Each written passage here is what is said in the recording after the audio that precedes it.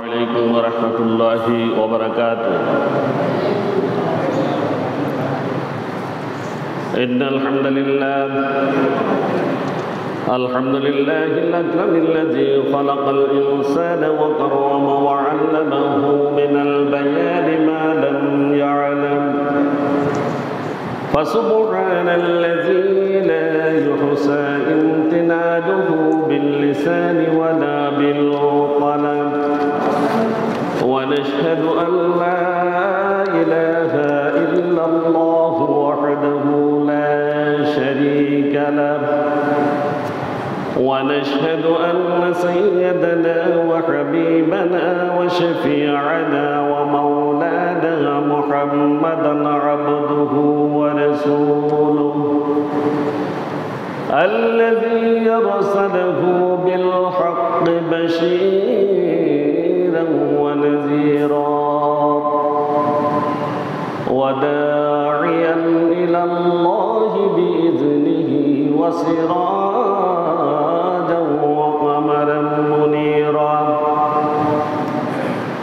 فقد قال الله تعالى في كلامه المجيد وفرقانه الحميد: أعوذ بالله من الشيطان الرجيم. بسم الله الرحمن الرحيم. وقضى ربك ألا تعبدوا إلا إياه وبالوالدين إحسانا إما يبلغن عندك الكبر أحدهما أو كلاهما فلا تقل لهما أف ولا تنهرهما وقل لهما قولا كريما. وقال تعالى في شان حبيبه ومحبوبه ومعشوقه مخبرا وآمرا: إن الله وملائكته يصلون على النبي يا أيها الذين آمنوا صلوا عليه وسلموا تسليما. اللهم صل على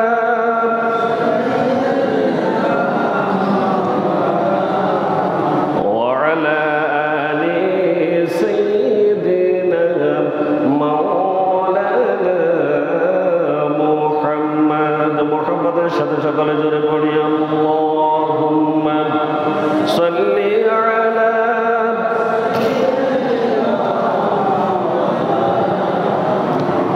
وعلى آل سيدنا مولانا محمد চন্দ্র সূর্য গ্রহ তারা লক্ষ কোটি মাখলুকাত দরুদ পড়ে সালাম পড়ে তোমার নামে দিবারাত। আল্লাহুম্মা সাল্লি আলা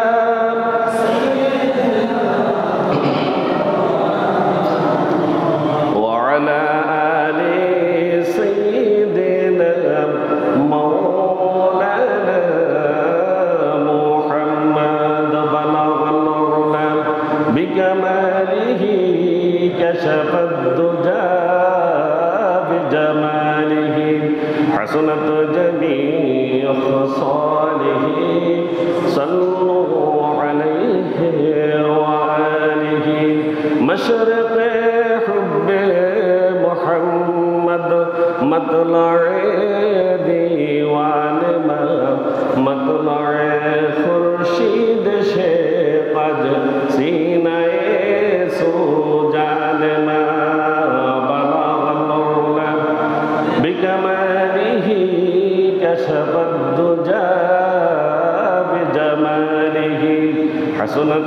جميع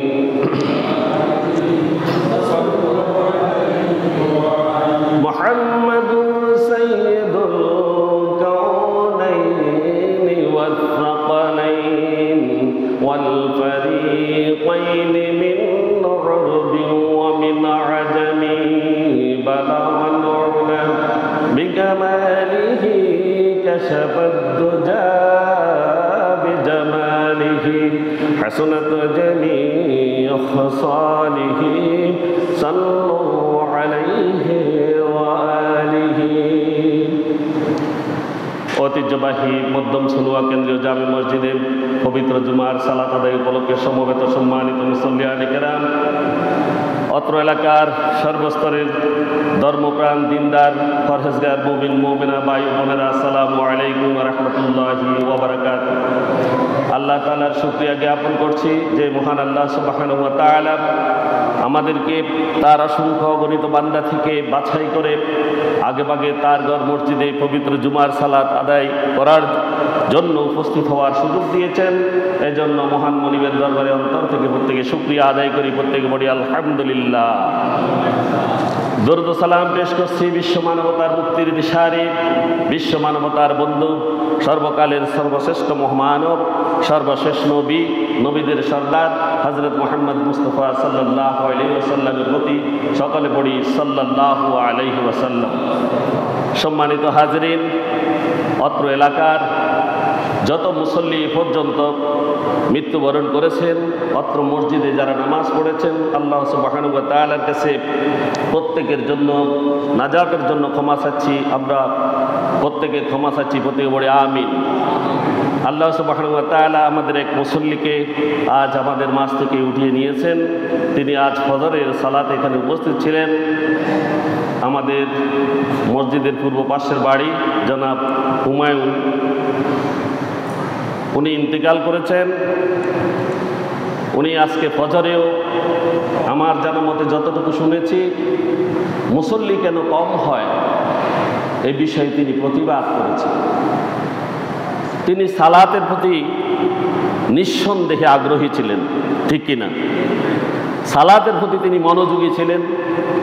আমি যতটুকু শুনেছি, তিনি এবার বিদেশ থেকে আসার পর হইতে এই মসজিদে ফজর সালাত তিনি নিয়মিত পড়েছেন। যদি 4 জন থাকে মুসল্লি, তার মধ্যে উনি একজন, 5 জন মুসল্লি থাকলে তার মধ্যে উনি একজন ছিলেন। আল্লাহ সুবহানাহু ওয়া তাআলা তার জিন্দেগির সমস্ত গুনাহ মাফ করে দিন। আল্লাহ তাকে জান্নাতুল ফেরদাউস নসিব করুন, প্রত্যেক বলে আমিন। এছাড়াও অত্র মসজিদের যত মুসল্লি পর্যন্ত ইন্তেকাল করেছেন, মসজিদের সাথে সম্পৃক্ত ছিলেন, কমিটিতে ছিলেন, মসজিদের বিভিন্ন সাহায্য সহযোগিতার সাথে ছিলেন এবং যারা এই মসজিদে সালাত আদায় করেছেন, আজ দুনিয়াতে বেঁচে নেই, আল্লাহ প্রত্যেককে ক্ষমা করে দিন, প্রত্যেক বলে আমিন। আমরা যারা জীবিত রয়েছি, আল্লাহ আমাদেরকেও মাফ করে দিন। আল্লাহর কাছে এই তৌফিক কামনা করছি, আল্লাহ সুবহানাহু ওয়া তাআলা আমাদেরকে 5 ওয়াক্ত বাজামাত ফজর সহ মসজিদে সালাত আদায় করার তৌফিক দান করুন, করতে বলে আমিন। সম্মানিত হাজিরিন, আজ হচ্ছে 23শে শাওয়াল 1445 হিজরি, 20শে বৈশাখ 1431 বঙ্গাব্দ, 3রা মে 2024 খ্রিস্টাব্দ। আজ ফেনীতে সূর্য উদয় হয়েছে 5টা 20 মিনিটে, দুপুর হয়েছে 11টা 46 মিনিটে, জোহর শুরু হয়েছে 11টা 52 থেকে, আজ সূর্য অস্ত যাবে 6টা 23 মিনিটে। সম্মানিত হাজিরিন, আমাদের আজ খুতবার আলোচনার বিষয় হচ্ছে হুকুকুল ওয়ালিদাইন, পিতামাতার অধিকার। পিতামাতার অধিকার কার উপরে? সন্তানের উপরে। কার উপরে? সন্তানের উপরে। আমরা প্রত্যেকেই কারো না কারো সন্তান, ঠিক কিনা? সেই আমাদের পিতামাতার অধিকার আমাদের উপরে আছে কিনা? আছে। তা আমরা এটা নিয়ে আজ আলোচনা করব। আগামী জুমা যদি ইনশাআল্লাহ আল্লাহ আমাদের তৌফিক দেন, আমরা সন্তানের অধিকার নিয়ে আলোচনা করব ইনশাআল্লাহ। আমরা মনোযোগ সহকারে শুনব। আমরা এই পৃথিবীতে এসেছি প্রত্যেকেই পিতামাতার ওসিলায়, ঠিক কিনা? পিতামাতা না থাকলে কি আমরা এই দুনিয়াতে আসতে পারতাম? সন্তান জন্মাবার বহু আগ থেকে পিতামাতা কিন্তু সন্তানের কল্যাণের জন্য, সুখের জন্য অস্থির, ঠিক কিনা? ঠিক না? অস্থির। তারা নিজের সুখ বিসর্জন দেন সন্তানের সুখের জন্য নিজের সুখকে তিনি কোনো সুখেই মনে করেন না, নিজের দুঃখকে তিনি কোনো দুঃখই মনে করেন না। সন্তানের প্রতি পিতামাতার অবদান কি কখনো অস্বীকার করা যাবে? যাবে? যাবে না। আর তাদের যে অবদান এটা ভাষায়ও প্রকাশ করা যাবে না। ছেলে দেখবেন রাস্তায় কি সুন্দর জামা কাপড় পরে হাতে ঘড়ি দিয়ে মোবাইল নিয়ে হাঁটছে, আর পিতা তার পাশ দিয়ে যাচ্ছে, তার গায়ের যে গেঞ্জি আছে গেঞ্জির ভিতরে শার্টটা ছিদ্র রয়েছে, ফাটা জামা পরে পিতা যাচ্ছে সেখান দিয়ে, যাচ্ছে কিনা? পিতা তার সুখকে বিসর্জন দিয়ে সন্তানকে সুখ দিতে চায়। মাতাও তেমনি, মাতার কথা তো বলাই যাবে না, মাতার কথা বলার ভাষাও আমাদের নেই, ওই জ্ঞানও আমাদের নেই। মাতা কত কষ্ট করেছে সেই কথাটা একটুখানি আপনাদের সামনে আমি উপস্থাপন করি। আমাদের পৃথিবীতে যেই ব্যক্তি সর্বোচ্চ দুঃখ বেদনা শারীরিক অসুস্থতা সর্বোচ্চ যিনি ফিল করেন এবং যেই অসুস্থতার কারণে নিজে আত্মহত্যা করার চেষ্টা করেন, নিজের জীবনটাকে শেষ করে দেওয়ার চেষ্টা করেন, যিনি ফাঁসির কাস্টে ঝোলার চেষ্টা করেন যে ব্যথার কারণে, সেই ব্যথার পরিমাণ হচ্ছে 45 ইউনিট। বন্ধুরা খেয়াল করেন, 45 ইউনিট। এই 45 ইউনিট শারীরিক ব্যথা যদি শুরু হয় কোনো মানুষের, সেই ব্যক্তি আত্মহত্যার পথ বেছে নেয়, কারণ ব্যথার যন্ত্রণা তার সহ্য হচ্ছে না। কারণ তার শরীরে যে ব্যথা হয়, ওই ব্যথাটা হলো একটা মানুষের শরীরের মোটা হাড় 20টা একসাথে ভেঙে গেলে যেই ব্যথা হয় সেই ব্যথা। আল্লাহু আকবার।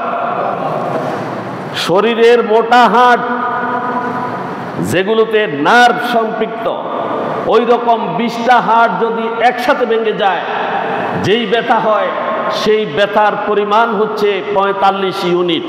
কতটুকু? 45 ইউনিট। আর আমাদের মা আমাদেরকে যখন জন্ম দিয়েছেন, আমার মায়ের ব্যথা হয়েছে 57 ইউনিট। কত ইউনিট? কত ইউনিট? 57 ইউনিট। আরো 12 ইউনিট বেশি আমার মায়ের ব্যথা ছিল। কিন্তু মা সেই ব্যথা নিয়ে শুধু নিজে একটা কথা মনে রেখেছেন, আমি আমার সন্তানের মুখ দেখব, ঠিক কিনা? তিনি সমস্ত কষ্টকে বিসর্জন দিয়ে দেন, সমস্ত কষ্টকে তিনি ভুলে যান তার সন্তানের শুধু মুখ দেখার জন্য। যখন তিনি মুখ দেখেন 57 ইউনিট ব্যথা তিনি ভুলে যান, যেন তার কোনো ব্যথাই হয়নি। সেই মায়ের অবাধ্য হওয়া কি কোনো সন্তান হতে পারবে? কোনো অনুমতি আছে? নাই। এই সন্তান যদি মায়ের সাথে একবার বেয়াদবি করে, সন্তানের জন্য জান্নাত হারাম হারাম হারাম। সন্তানের জন্য জান্নাত কি? হারাম। সম্মানিত হাজরিন, মহান আল্লাহ সুবহানাহু ওয়া তাআলা আমাদেরকে সৃষ্টি করেছেন, এরপরে তিনি পিতামাতার স্থান দিয়েছেন। কার? পিতামাতার স্থান। ওয়ালিদাল ইনসানে বা'দাল্লাহি আউলা বিল মুহাব্বাতি। যদি আল্লাহর পরে কাউকে ভালোবাসতে হয়, সেই ভালোবাসার পাত্র হচ্ছে তার পিতামাতাকে। তার পিতামাতা। রাসূলের নামও বলা হয়নি, রাসূল সাল্লাল্লাহু আলাইহি ওয়াসাল্লামের নামও বলা হয়নি। এখানে স্থান দেয়া হয়েছে আল্লাহর পরে কাকে? পিতামাতাকে। মহান আল্লাহ সুবহানাহু ওয়া তাআলা সূরা নিসার 36 নং আয়াতে ইরশাদ করেছেন, ওয়া'বুদুল্লাহা ওয়া লা তুশরিকু বিহি শাইআ ওয়া বিল ওয়ালিদাইনি ইহসানা।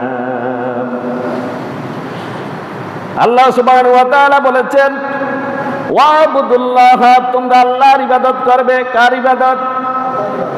ভালো করে খেয়াল করেন, কার ইবাদত করবে? আল্লাহর ইবাদত করবে। ইবাদতগুলোর মধ্যে শ্রেষ্ঠ ইবাদত কোনটি? সালাত। কোনটি? সালাত।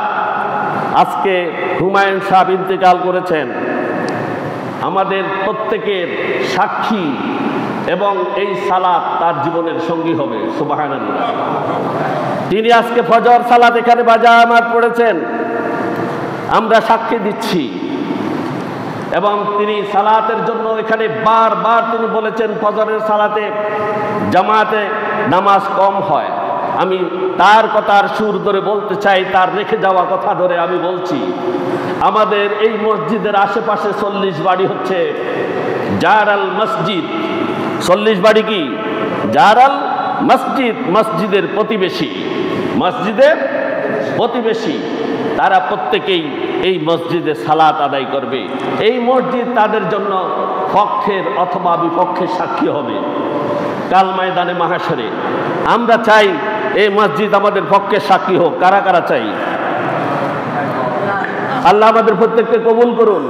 আল্লাহ আমাদেরকে এই মসজিদে ফজরের সালাত সহ বাকি সালাত বা জামাত আদায় করার তৌফিক দান করুন। প্রত্যেক বলে আমিন।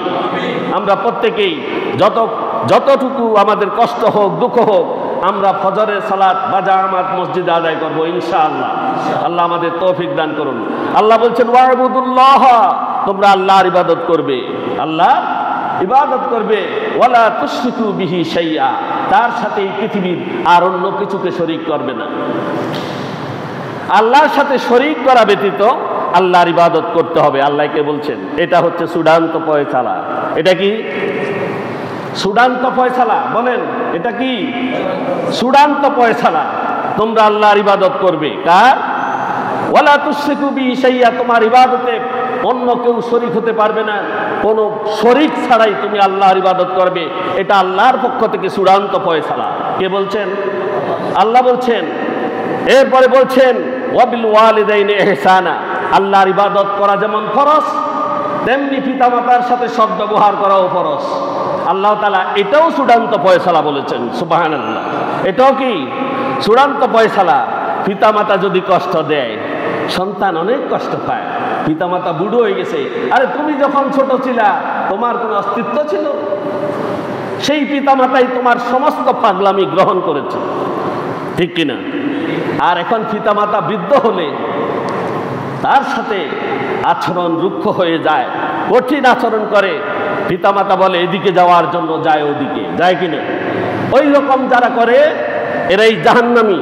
আপনি দেখে যাবেন এরাই জাহান্নামী। এরাই কি জাহান্নামী। মহান আল্লাহ সুবহানাহু ওয়া তাআলা পিতামাতার প্রতি কৃতজ্ঞ হওয়ার জন্য এই মানব জাতিকে আদেশ করেছেন। আল্লাহ তাআলা বলেছেন সূরা লুকমানের 14 নং আয়াতে আল্লাহ ইরশাদ করেছেন ওয়াসাইনাল ইনসানা বিওয়ালিদাইহি হামালাতুহু উম্মুহু ওয়াহাদান আলা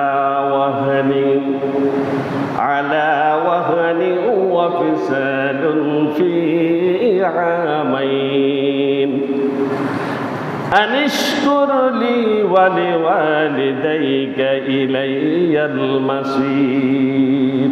আল্লাহ কি বলছেন আমরা কি মনোযোগ সহকারে শুনবো কিনা? শুনবো ইনশাআল্লাহ। ওয়াসাইনাল ইনসানা বিওয়ালিদাইহি, আল্লাহ প্রত্যেক মানুষকে বলছেন তোমরা তোমাদের পিতা মাতার প্রতি সদ্ব্যবহার করবে। কি করবে?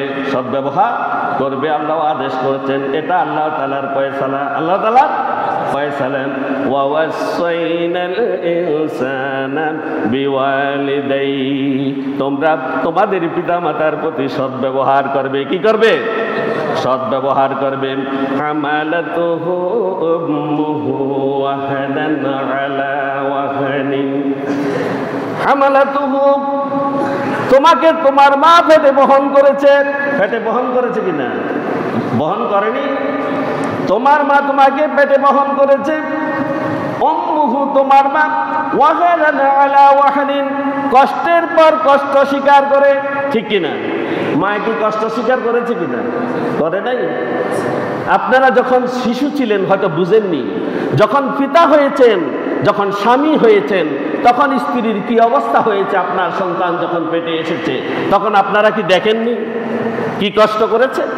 পেটে নেওয়া থেকে শুরু করে দুধ পান বন্ধ করানো পর্যন্ত 30টি মাস, এরপরেও বুদ্ধি হওয়া পর্যন্ত আগুন পানি বাতাস এবং ভালো মন্দ বুঝা পর্যন্ত পিতামাতা কি কষ্ট করেছে কিনা? করেছে, করেছে অবশ্যই। এই জন্য আল্লাহ বলছেন হামালাতুহু উম্মুহু ওয়াহাদান আলা ওয়াহাদিন, তোমার মাতা তোমাকে বহু কষ্টে বহন করেছে, কষ্টের পর কষ্ট স্বীকার করে তোমাকে বহন করেছে। ওয়া ফিসালুহু ফি আমাইন, দুধ পান বন্ধ করানো পর্যন্ত 2 বছর। কয় বছর? 2 বছর। 2 বছরে কয় মাস? 24 মাস। আল্লাহ বলছেন 24 মাস পর্যন্ত কষ্ট করেছে কিনা? এরপরে বলছেন ইশকুরুলি, আল্লাহ বলছেন এরপরে তোমরা এক কাজ করো, যে কাজটি করবে সেটা হবে আমার শুকরিয়া আদায় করবে। কেন আমার শুকরিয়া আদায় করবে? তোমাকে যে তোমার মায়ের পেটের মধ্যে বিপদ সীমার মধ্যে তুমি ছিলে, তোমাকে সেখান থেকে আমি বের করে নিয়েছি। তুমি পিতার পৃষ্ঠে ছিলে, সেখান থেকে মায়ের গর্ভে আমি নিয়ে এসেছি, মায়ের গর্ভে তোমাকে লালন পালন করে সেখান থেকে দুনিয়াতে বের করেছি। পথে শুধু তাদের কষ্ট ছাড়া আর কিছুই ছিল না। আর ওখানে আমি আল্লাহ সুবহানাহু ওয়া তাআলা তোমার প্রতি রহম করেছি, ঠিক কিনা? রহম করেছে কে? আল্লাহ সুবহানাহু ওয়া তাআলা। এজন্য আল্লাহ বলছেন আনিশকুরুলি, তোমরা আমার শুকরিয়া আদায় করো। তোমাকে তো আমি সেখানে মেরে ফেলতে পারতাম, ঠিক কিনা? তোমাকে সেখানে আমি মেরে ফেলতে পারতাম, কিন্তু তোমাকে আমি এই দুনিয়ার মুখ দেখিয়েছি, আমি তোমাকে সৃষ্টি করেছি এই দুনিয়াতে এসে তুমি আমার শুকরিয়া আদায় করবে। কার? আল্লাহ বলছেন আনিশকুরুলি, তোমরা আমার শুকরিয়া আদায় করবে। ওয়ালি ওয়ালিদাইকা, আমার প্রতি শুকরিয়া যেমন আদায় করবে তেমনি তোমার পিতামাতার প্রতিও শুকরিয়া আদায় করবে। কার প্রতি? পিতামাতার প্রতি। ইলাইয়াল মাসির, সাবধান, মনে রেখো তোমরা প্রত্যেকেই আবার আমার কাছে আসতে হবে। কার কাছে? আল্লাহর কাছে কি আমাদেরকে যেতে হবে? আল্লাহ সে কথা বলছেন, এই কথা মনে রাখবা প্রত্যেকেই, তোমরা আমার কাছেই আসবে। এই কথা স্মরণ রেখে আমার শুকরিয়া আদায় করবা, সাথে সাথে পিতামাতার। কার? পিতামাতার শুকরিয়া আদায় করবে। আল্লাহ সুবহানাহু ওয়া তাআলা সূরা লুকমানের 15 নং আয়াতে, সূরা আহকাবের 15 নং আয়াতে ইরশাদ করেছেন ওয়া ওয়াসাইনাল ইনসানা বিওয়ালিদাইহি ইহসানা হামালাতুহু উম্মুহু কুরহান ওয়া ওয়াদা'তুহু কুরহা ওয়া হামালুহু ওয়া ফিসালুহু 30 শাহরা। আল্লাহ তাআলার কথার মধ্যে কোনো ত্রুটি আছে কিনা? আছে কিনা? আছে। আল্লাহর কথার মধ্যে কোনো ভুল আছে নি? আল্লাহ তাআলা একটি আয়াতে বলছেন যে, এখানে আমি লোকমানের 14 নং আয়াতে বলেছি ফি আমাইন, 2 বছর। কয় বছর? এরপরে আল্লাহ তাআলা সূরা আহকাফের 15 নং আয়াতে বলেছেন 30 শাহরা, 2.5 বছর। কয় বছর? আর এখানে 2.5 বছর বলছে। আল্লাহ বলছেন ওয়াসাইনাল ইনসানা বিওয়ালিদাইহি ইহসানা, আমি মানুষকে আদেশ করেছি তার পিতামাতার প্রতি সদ্ব্যবহার করার জন্য। কেননা হামালাতুহু উম্মুহু কুরহা, তার মা তাকে পেটের মধ্যে বহন করেছে অতি কষ্টে। ওয়া ওয়াদা'তুহু কুরহা, এবং তাকে কষ্ট করে তিনি প্রসব করেছেন, ঠিক কিনা? তার প্রসব বেদনার কথা আমি বলেছি কিছুক্ষণ আগে, বলেছি কিনা? তার প্রসব বেদনা কেমন ছিল দুনিয়ার, আমি আবার বলছি, দুনিয়ার একজন মানুষ সমস্ত ব্যথা বেদনা যখন তার কাছে আসে, সে যখন আত্মহত্যা করতে চায়, জীবন বিপন্ন করে দিতে চায়, তার এই জীবন সে রাখতে চায় না, ব্যথার তোড়ে সে ফাঁসি দিতে চায়, তার জীবনটা শেষ করে দিতে চায়, কারণ তার মধ্যে, শরীরের মধ্যে এমন ব্যথা অনুভব হচ্ছে, সেই ব্যথার পরিমাণ হচ্ছে যে নারযুক্ত 20টি হাড় যখন মাঝখান দিয়ে একসাথে ভেঙে ফেলা হয়, সেই রকম যেই ব্যথা হয় সেই ব্যথা সে অনুভব করে। আর 45 ইউনিটে অবস্থা হয়। আমার মা আমাকে যখন দুনিয়াতে প্রসব করেছে তখন আমার মায়ের ব্যথা হয়েছে 57 ইউনিট। কত ইউনিট? 57 ইউনিট। আমার মায়ের কষ্ট আরো বেশি হয়েছে। আল্লাহ সেই কথা বলছেন ওয়া হামালুহু ওয়া ফিসালুহু 30 শাহরা। আল্লাহ বলছেন তোমাকে আরো বহন করে বেরিয়েছে, তোমার মা তোমাকে আরো বহন করে বেরিয়েছে 30টি মাস। কতটি মাস? এখন আগে বলছে 2 বছর, এখন বলছে 30টি মাস। এটার মধ্যে আপনারা হয়তো পার্থক্য খুঁজে নিতে পারেন, আসলে কোনো পার্থক্য নেই। এখানে মায়ের পেটের ভিতরের 6 মাসের কথাও বর্ণনা করা হয়েছে। আল্লাহু আকবার। মায়ের পেটের 6 মাস আর 2 বছর দুধ পান বন্ধ করানো পর্যন্ত এই 30টি মাসের কথা বলা হয়েছে। মা এখানে আমাদের জন্য এইরকম কষ্ট করেছে, এই কথাগুলো আল্লাহ তাআলা কোরআনে বর্ণনা করেছে। কোন সন্তান এই পৃথিবীতে পিতা মাতাকে কষ্ট দেওয়ার আল্লাহর পক্ষ থেকে কোনো অনুমতি নাই, আছে কিনা? আমাদেরকে কার কাছে যেতে হবে? আল্লাহর কাছে। মানতে হবে কাকে? আল্লাহকে, নাকি কোনো হুজুরকে, না কোনো বুজুর্গকে? কোনো বুজুর্গ যদি কোরআনের বিরুদ্ধে কয়, হিয়া বুজুর্গ ন। কোনো হুজুর যদি কোরআনের বিরুদ্ধে কয়, এটা হুজুর না। কোরআন যা বলে তাই সত্য, এটাই মানতে হবে। আল্লাহ তাআলা পবিত্র কোরআনুল কারীমের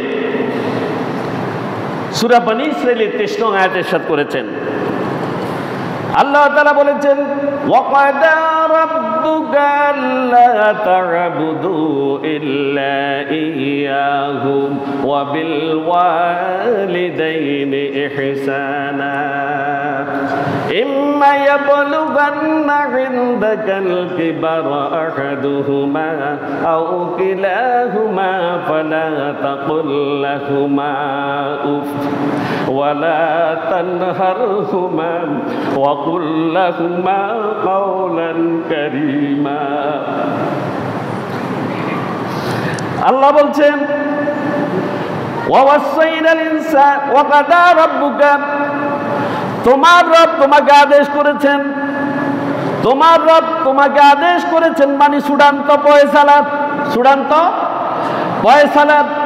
এটার পরে আর কোনো কথা নাই, এটার পরে আর কোনো কথা নেই। ফয়সালা করে দিয়েছেন, আল্লাহ তা'বুদু ইল্লা ইয়্যাহু, তুমি তোমার ওই রবের রব ছাড়া অন্য কারো ইবাদত করতে পারবে না।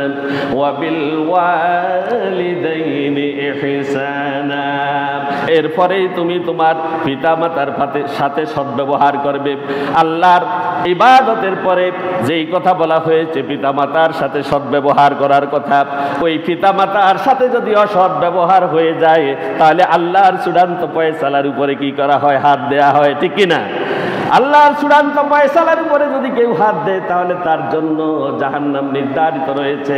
আল্লাহ এই 2টা বিষয় সবকারে বলেছেন, সকল আয়াতে তিনি ইরশাদ করেছেন, ওয়াকাদা রাব্বুকা আল্লা তা'বুদু ইল্লা ইয়্যাহু ওয়া বিল ওয়ালিদাইনি ইহসানা। আমি সূরা নিসার 36 নং আয়াত বলেছি, সেখানে বলেছে আল্লাহর ইবাদতের পরে পিতামাতার প্রতি সদ্ব্যবহার করো। এখানে বলা হয়েছে তোমার রবের ফয়সালা, তার ইবাদত করার পরে তুমি তোমার পিতামাতার প্রতি সদ্ব্যবহার করো। ইম্মা ইয়াবলুগান্না ইনদাকাল কিবারা, ইম্মা যদি তারা পৌঁছে যায়, যদি তারা পৌঁছে যায়, যদি তারা উপনীত হয়ে যায়, ইনদাকা তোমার কাছে। পিতামাতা কি সব সময় সক্ষম থাকে কিনা? এক সময় সন্তানের জন্য করতে করতে পিতামাতার শক্তি সামর্থ্য চলে যায়। যখন শক্তি সামর্থ্য চলে যায় তখন সে কার মুখাপেক্ষি হয়? কার কাছে আছে? সন্তানের কাছে আসে। যেই সন্তানকে ছোট কাল থেকে অতি কষ্টে লালন পালন করেছে সেই সন্তানের কাছে যখন এসে পৌঁছে যায়, একেবারে বার্ধক্য অবস্থায় বুড়া হয়ে যখন তার কাছে আসে পৌঁছে, আহাদুহুমা আও কিলাহুমা, তোমার পিতামাতার 2 জনের মধ্যে একজন, আও কিলাহুমা অথবা তারা যদি উভয়ে তোমার কাছে বার্ধক্য অবস্থায় এসে পৌঁছে যায়, ফালা তাকুল লাহুমা উফিন, খবরদার মনে রাখবা তারা যখন বৃদ্ধ হয়েছে, তাদের হাত চলে না, পা চলে না, বিছানায় তারা প্রস্রাব করে দিচ্ছে, তারা বিছানার উপরে পায়খানা করে বিনষ্ট করছে, তারা তোমার কাছে কত অন্যায় আবদার করছে, মন কত কিছু চাচ্ছে, এটা খাবে সেটা খাবে, কিন্তু তার শক্তি নেই সেখান থেকে সেগুলো সংগ্রহ করার।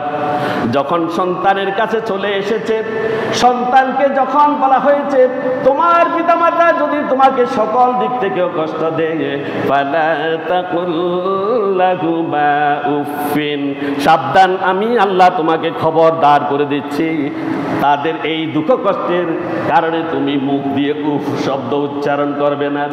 যদি উফ শব্দ উচ্চারণ করো তাহলে তোমার জন্য জাহান্নাম নিশ্চিত।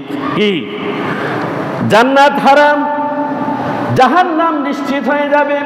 ফালা তাকুল লাহুমা উফিন ওয়ালা তানহারহুমা ওয়া কুল লাহুমা কাওলান কারীমা। এরপর আল্লাহ বলছেন ওয়ালা তানহারহুমা, খবরদার, আমি আল্লাহ তোমাকে বলছি তোমার পিতামাতাকে ধমক দিবে না। কি করবে না? ধমক দিবে না, তোমার পিতামাতাকে ধমক দিবে না কখনো। ওয়া কুল লাহুমা কাওলান কারীমা, আমি আল্লাহ তোমাকে চূড়ান্তভাবে আবার বলছি তাদের সাথে তুমি কিভাবে কথা বলবে, সৎভাবে, কিভাবে? সম্মানের সাথে কথা বলবে, সম্মানজনক কথা বলবে, তাদের সাথে উত্তম আচরণ করবে। কে বলছেন? এতক্ষণ যা কথা বলা হচ্ছে সবগুলো কে বলছেন? আল্লাহ বলছেন। আমরা প্রত্যেকে মানতে রাজি আছি কিনা? আছে কিনা? যদি কোনো হীনমন্যতায় ভোগেন বা কোনো রকমে যদি এখানে সন্দেহ হয়, আল্লাহ তাআলা আপনাকে তার বান্দা থেকে নাম কেটে দিবেন। আল্লাহ আমাদের প্রত্যেককে মাফ করে দিন, আমরা যা করেছি সব মাফ করে দিন। এখন থেকে আমরা এই পথে চলার আল্লাহ আমাদেরকে সুযোগ করে দিন। আমাদের পিতামাতার সাথে সৎ ব্যবহার করার তৌফিক দিন। আল্লাহ আমাদেরকে জান্নাতের উপযোগী হয়ে গড়ে ওঠার তৌফিক দিন। আমিন। এরপরে আল্লাহ সুবহানাহু ওয়া তাআলা সূরা বনী ইসরাঈলের 24 নং আয়াতে আবার ইরশাদ করেছেন, ওয়াখফিদ লাহুমা জানাহাজ যুল্লি মিনার রাহমা ওয়া কুর রাব্বিরহামহুমা কামা রাব্বায়ানি সগীরা। এরপর আল্লাহ বলছেন ওয়াখফিদ, নত করে দাও। কি করে দাও? নত করে দাও, তোমার মাথাকে নত করে দাও, তোমার হাতটাকে নত করে দাও। লাহুমা, তাদের উভয়ের জন্য, জানাহা, তোমার বাহুকে নত করে দাও। যুল্লে, বিনয়ের সাথে। কিভাবে? বিনয়ের সাথে তুমি তাদের সামনে সব কিছু নত করে দাও। মিনার রাহমাতে, এবং অনুকম্পার সাথে সাথে তাদের সামনে উপস্থিত হও। দয়ার বান্ড নিয়ে তাদের সামনে তোমরা উপস্থিত হও। কি নিয়ে উপস্থিত হবা? দয়ার বান্ড নিয়ে। কি নিয়ে? দয়ার বান্ড নিয়ে তাদের সামনে উপস্থিত হও। ওয়াখফিদ লাহুমা জানাহাজ যুল্লি মিনার রাহমা, তোমরা তোমাদের পিতামাতা উভয়ের সামনে দয়াপর বসায় উপস্থিত হও, আর তোমাদের সমস্ত শরীরের অঙ্গ প্রত্যঙ্গগুলো তাদের সামনে তুমি নত করে দাও। কি করে দাও? নত করে দাও। এরপরে বলা ওয়া কুর রাব্বিরহামহুমা কামা রাব্বায়ানি সগীরা। মা বাপ মরে গেলেন এটা কইতে হবে, মা বাপ মরে যাওয়ার পরে নি এটা বলতে হবে। জীবিত অবস্থায় করা যাবে না। মা বাপ জীবিত থাকলে এটা বলা যাবে নি। এখন থেকে শুরু করে আপনার মৃত্যু পর্যন্ত, আপনার পিতা জীবিত থাকুক বা না থাকুক, আপনার মাতা জীবিত থাকুক বা না থাকুক, এখন থেকে শুরু করে আপনার মৃত্যু পর্যন্ত, যতক্ষণ আপনার হুঁশ আছে ততক্ষণ পর্যন্ত এই দোয়া করবেন পিতামাতার জন্য। করবো তো ইনশাআল্লাহ। জীবিত হইল করা যাবে, মৃত হইল করা যাবে। বলবেন, এটার অর্থ হচ্ছে ওয়া কুর রাব্বিরহামহুমা কামা রাব্বায়ানি সগীরা। রাব্বিরহামহুমা কামা রাব্বায়ানি সগীরা। হে আল্লাহ, আপনি আমার পিতামাতার প্রতি রহম বর্ষণ করেন। যেমনি ভাবে তারা আমাকে ছোটকালে লালন পালন করেছে, তারা রহম সহকারে শৈশবে আমাকে যেভাবে লালন পালন করেছে, সেভাবে আপনি আপনার রহমত দিয়ে তাদের লালন পালন করুন। মা সারা রাত ঘুমায়নি, ফজর পড়তে হবে, এর ভিতরে 4 বার জামা পাল্টিয়েছে, পোশাক পরিধান করেছে 4 বার। চেঞ্জ করেছে। ফজরের আগে মা আমার জন্য গোসল করতে হয়েছে ইবাদত করার জন্য। সেই কনকনে ঠান্ডার মধ্যে মা আমাকে একটু ঠান্ডা লাগতে দেয়নি। প্রতিবার প্রস্রাব করার পরে মা আমাকে গরম কাপড় দিয়ে ডেকেছে। আবার সেই শীতের মধ্যে আমার মা কষ্ট করে তিনি গোসল করেছেন আমার জন্য, আল্লাহর ইবাদত করার জন্য। কোমর পর্যন্ত পানিতে নেমে গিয়েছেন। আমি বাহিরে আওয়াজ করেছি, মা সেখান থেকে দৌড়ে এসেছে, আমার সন্তানের কি হয়েছে কিনা এমন। কোমর পর্যন্ত পানি থেকে নেমে উঠে চলে এসেছে। সারা রাত মা ঘুমাননি আমাকে নিয়ে। সেই মায়ের সাথে, সেই পিতার সাথে কোনো রকমের গাদ্দারি করা যাবে না। তাদের সাথে রহমতের সাথে কথা বলতে হবে। এরপরে আল্লাহ সুবহানাহু ওয়া তাআলা বলেছেন, মায়ের পদতলে সন্তানের বেহেশত। রাসূল সাল্লাল্লাহু আলাইহি সাল্লাম বলেছেন, রাসূল সাল্লাল্লাহু আলাইহি সাল্লামের সমস্ত কথা কাজগুলো আল্লাহর নির্দেশিত, সুতরাং এগুলো আমাদেরকে মানতে হবে।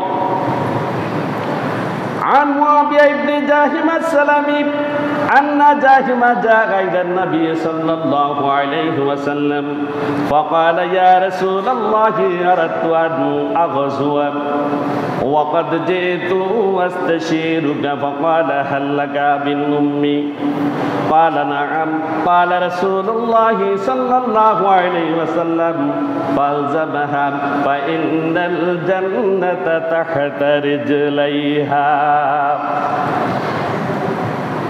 হযরত মুআবিয়া ইবনে জাহিমা সালাবি রাদিয়াল্লাহু তাআলা আনহু থেকে বর্ণিত, তিনি বলেন, আন্না জাহিমা জাআ ইলা নবী সাল্লাল্লাহু আলাইহি ওয়াসাল্লাম, জাহিমা একবার নবী সাল্লাল্লাহু আলাইহি ওয়াসাল্লামের কাছে এসে আরজ করল, ইয়া রাসূল, ফাকাল, সে বলল, ইয়া রাসূলুল্লাহ, আল্লাহর রাসূল, আরাদতু আন আগযুয়া, আমি যুদ্ধে যাওয়ার ইচ্ছা পোষণ করছি। যেহেতু আস্তাশিরুকা, এই ব্যাপারে আপনার নিকট আমি পরামর্শ নিতে এসেছি।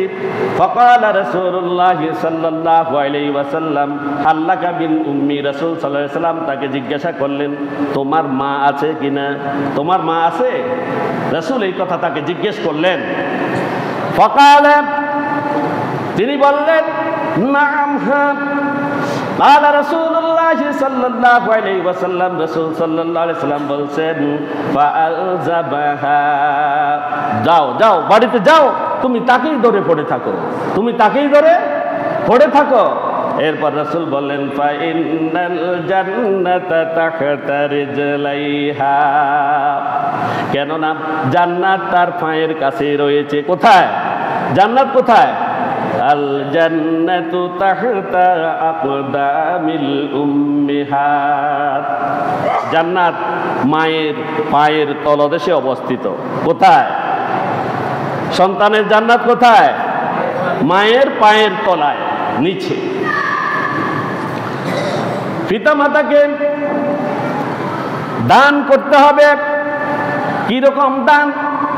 জীবনের সর্বোচ্চ দান। সন্তান যেগুলো আয় করে, রুজি করে, ইনকাম করে, সবগুলো কার জন্য?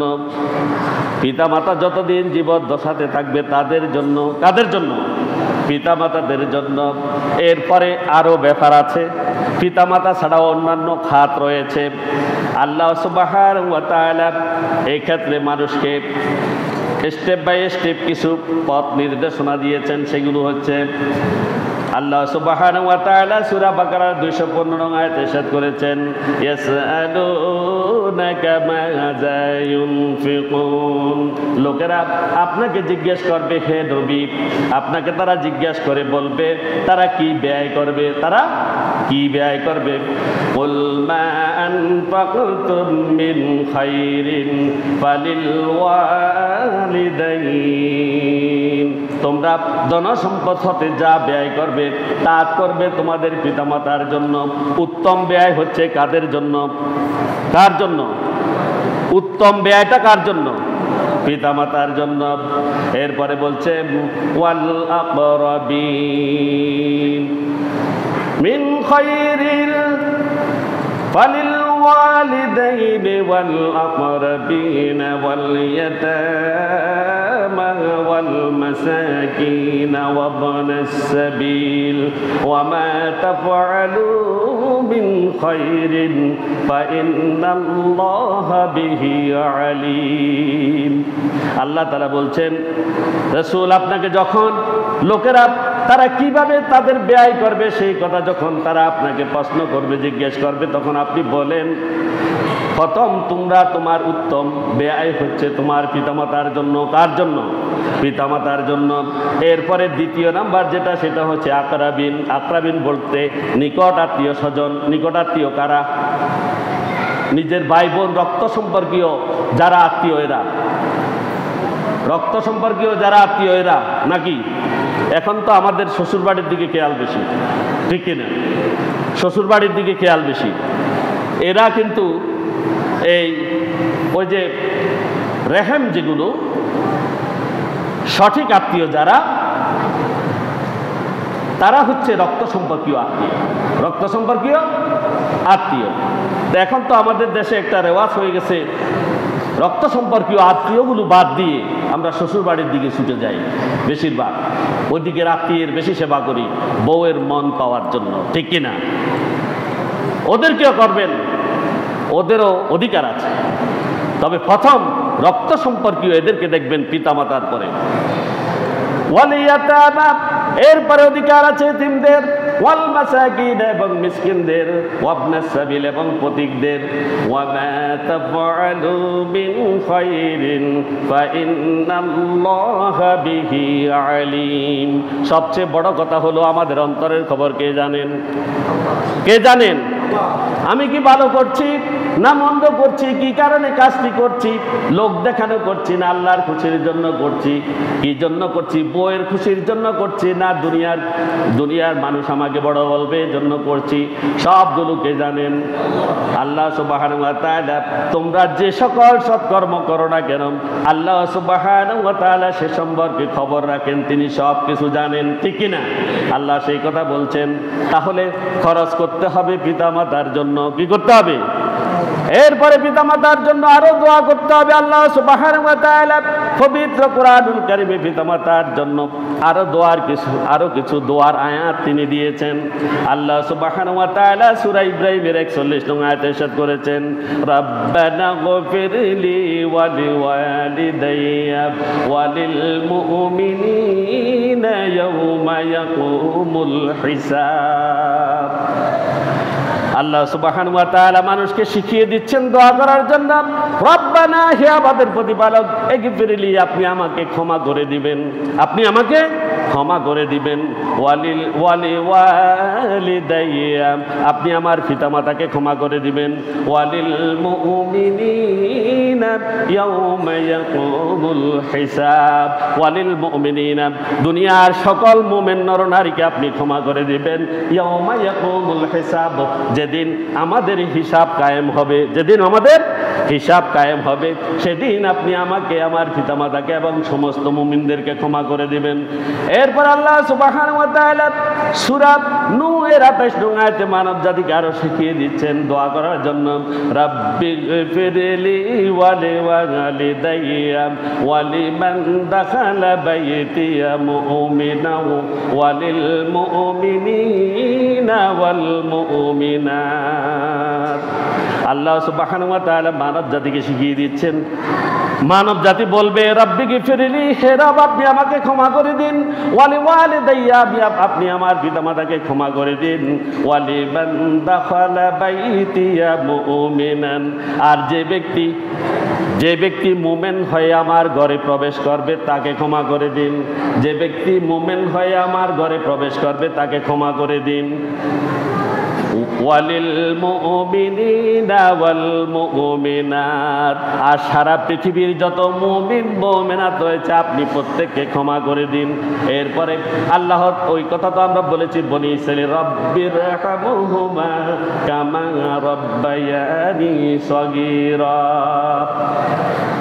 এই দোয়াগুলো সার্বক্ষণিক মুখস্থ করে আপনারা প্রতিটি ওয়াক্তে সালাত আদায়ের পরে পিতামাতার জন্য দোয়া করবেন। করা যাবে তো ইনশাআল্লাহ?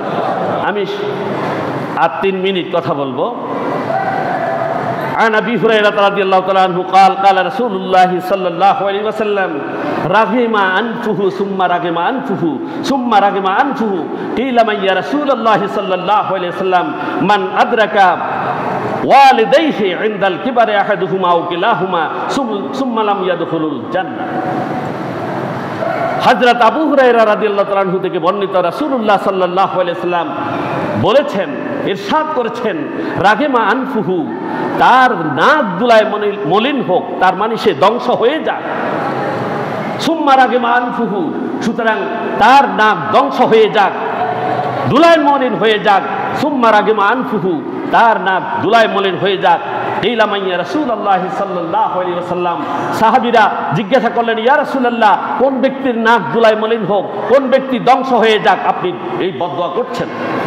কালা রাসূল সাল্লাল্লাহু আলাইহি ওয়াসাল্লাম, রাসূল সাল্লাল্লাহু আলাইহি ওয়াসাল্লাম বললেন, মান আদরাকা ওয়ালিদাইহি ইনদাল কিবারে, যার পিতামাতা তার কাছে বার্ধক্য অবস্থায় পৌঁছে গিয়েছে, আহাদুহুমা, তাদের একজন, আও কিলাইহিমা, অথবা তাদের উভয় বৃদ্ধ হয়ে তার কাছে উপনীত হয়েছে, সুম্মা লাম ইয়াদখুলুল জান্নাহ, অথচ সে জান্নাতে প্রবেশ করতে পারল না। নাউযুবিল্লাহ। তাহলে বোঝা যাচ্ছে পিতামাতার সেবা না করলে তার জন্য জান্নাত নেই, জান্নাত নাই। মায়ের প্রতি সন্তানের হক বেশি, একটা হাদিসে সেই কথাও এসেছে। মায়ের কথা আমরা এতক্ষণ শুনেছি, মা কি কষ্ট করেছেন সেই কথা বলেছি। এখানে বলা হচ্ছে রাসূল সাল্লাল্লাহু আলাইহি ওয়াসাল্লাম এর এক সাহাবী তাকে জিজ্ঞাসা করলো, আমার সর্বোত্তম ব্যবহার পাওয়ার যোগ্য কে? তিনি বললেন, তোমার মা। অতঃপর বললেন, তারপর কে? তোমার মা। তারপর কে? তোমার মা। এরপর বলল, তারপর কে? তোমার বাবা। তোমার বাবা। 3 বারের পরে বাবাকে স্থান দেয়া হয়েছে। হযরত ইবনে আমর রাদিয়াল্লাহু আনহু থেকে বর্ণিত, তিনি বলেন, এক ব্যক্তি রাসূল সাল্লাল্লাহু আলাইহি ওয়াসাল্লামের কাছে এসে বললেন, আমি আপনার সাথে জিহাদে যেতে চাই, এর দ্বারা আমি আল্লাহর সন্তুষ্টি এবং পরকালীন সফলতা কামনা করছি। কিন্তু আমি যখন আসছি তখন আমার পিতামাতা কান্নাকাটি শুরু করে দিয়েছিল, তারা কাঁদতেছিল। তখন রাসূল সাল্লাল্লাহু আলাইহি ওয়াসাল্লাম বললেন, তুমি আর জিহাদে যাওয়ার কোনো প্রয়োজন নেই, তুমি তাদের কাছে যাও, তাদের সেবা করো। তুমি যেভাবে তাদেরকে কাঁদিয়ে এসেছো, এখন গিয়ে তুমি তাদেরকে হাসাও। আল্লাহু আকবার। তাহলে পিতামাতার স্থান কোথায়? কোথায়? জিহাদের চেয়েও সর্বোত্তম। আল্লাহ বলছেন, তার ইবাদত করার পরেও তোমরা পিতামাতার প্রতি সদ্ব্যবহার করো। এটি হচ্ছে চূড়ান্ত ফয়সালা। এটা কি? এইখানে কোনো পরিবর্তন হবে না, কোনো পরিবর্তন হবে না কিয়ামত পর্যন্ত। কোনো সন্তান গাদ্দারি করে যদি পরিবর্তন করতে চায়, তাহলে তার জন্য আল্লাহ তো আসেনি, আল্লাহ সব কিছু দেখছেন। আল্লাহ আমাদের প্রত্যেককে পিতামাতার প্রতি দয়া পরবশ হওয়ার তৌফিক দান করুন। আল্লাহ আমাদের প্রত্যেককে আল্লাহর কথা অক্ষর অক্ষরে মেনে চলার তৌফিক দান করুন। আল্লাহ আমাদেরকে তার সেই কাঙ্ক্ষিত জান্নাতের উপযোগী করে গড়ে ওঠার তৌফিক দান করুন। ওয়া আখিরু দাওয়ানা আলহামদুলিল্লাহি রাব্বিল আলামিন। আসসালামু আলাইকুম ওয়া রাহমাতুল্লাহি ওয়া বারাকাতুহু।